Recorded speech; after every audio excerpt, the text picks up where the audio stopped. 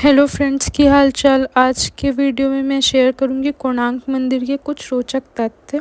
कोणार्क दो शब्दों से मिलकर बना हुआ है। पहला है कोण मीन्स कोना और दूसरा है अर्क मीन्स सूर्य। इसे सन टेम्पल के नाम से भी जाना जाता है। इस मंदिर का रंग काला है, इसलिए इसे ब्लैक पगोडा के नाम से भी जाना जाता है।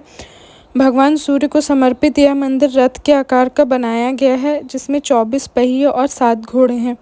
मंदिर के प्रवेश द्वार पर पत्थर से बनी हुई शेर, हाथी और मनुष्य की मूर्ति है, जिसमें शेर पावर का प्रतीक है और हाथी मनी का मूर्ति। यह दर्शाती है कि पावर और मनी आ जाने के बाद इंसान में घमंड आ जाता है और उसका सर्वनाश हो जाता है। कोणार्क मंदिर का मुख्य मंदिर 3 मंडपों से बना है। इसमें से 2 मंडप ढह चुके हैं। तीसरे मंडप पे जहां मूर्ति थी, वहां स्वतंत्रता से पहले ही ब्रिटिश गवर्नमेंट ने रेत व पत्थर भरवाकर सभी द्वारों को बंद करवा दिया था, जिससे मंदिर और क्षतिग्रस्त ना हो पाए। इस मंदिर में सूर्य भगवान की 3 प्रतिमाएं हैं। पहली बाल्यावस्था मीन्स उदित सूर्य, उगते हुए सूरज की प्रतिमा जो 7 फीट की है। दूसरी युवा अवस्था मीन्स मध्याह्न का सूर्य अर्थात मिड डे का सूर्य, जिसकी हाइट है 9.5 फीट। और तीसरी है प्रौढ़ावस्था जो अपराह्न का सूर्य मीन्स शाम का सूर्य, जिसकी हाइट है 3.5 फीट। इस मंदिर का निर्माण गंग वंश के राजा नरसिंह देव द्वारा कराया गया। यूनेस्को द्वारा इस मंदिर को विश्व धरोहर घोषित किया गया है।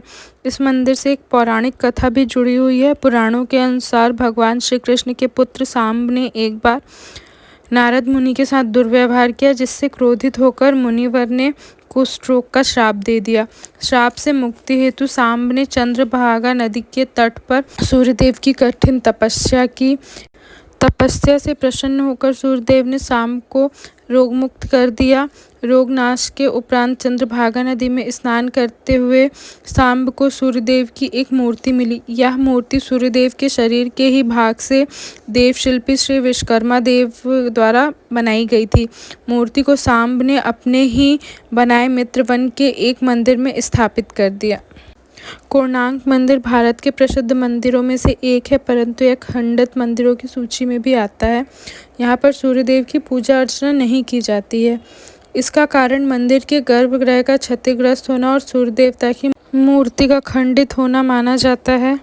13वीं शताब्दी में बने इस सूर्य मंदिर को 16वीं शताब्दी के मुस्लिम आक्रमणकारी काला पहाड़ ने क्षतिग्रस्त कर दिया था। मंदिर का गर्भगृह जो मुख्य पूजा स्थल था वह टूट गया था और सूर्य देवता की मूर्ति भी खंडित हो गई थी।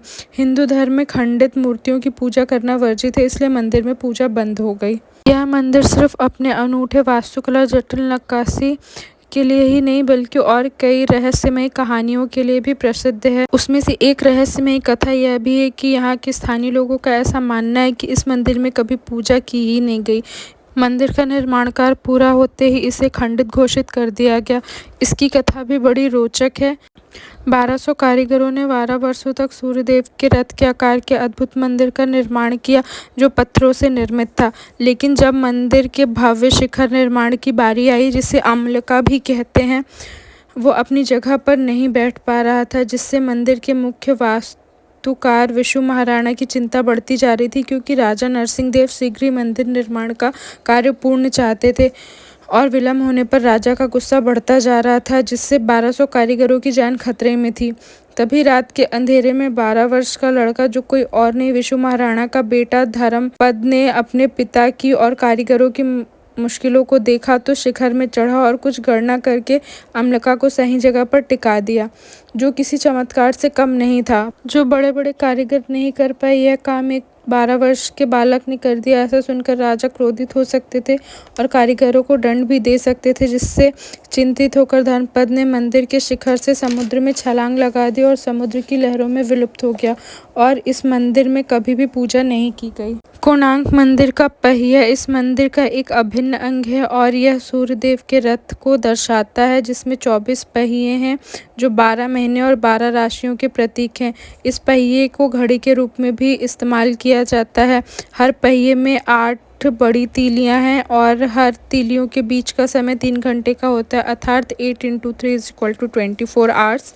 इन 8 बड़ी तीलियों के बीच में छोटी छोटी तीलियां भी हैं जो 1.5 घंटे अर्थात 90 मिनट की सूचक हैं। एक बड़ी तीली से दूसरी बड़ी तीली के बीच 60 मनके हैं और प्रत्येक मनका 3 मिनट का होता है। पूर्व दिशा से जब प्रकाश इस चक्र में पड़ता है तो वह बड़ी तीली में पड़ता है, जो सुबह के 6 बजे को दर्शाता है।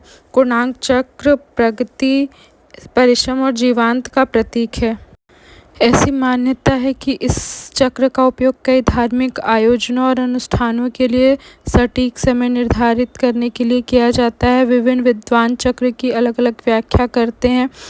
कुछ बुद्धिजीवी दावा करते हैं कि कोणार्क का चक्र बौद्ध धर्म के धर्म चक्र, कर्म चक्र और विधि चक्र के समान है।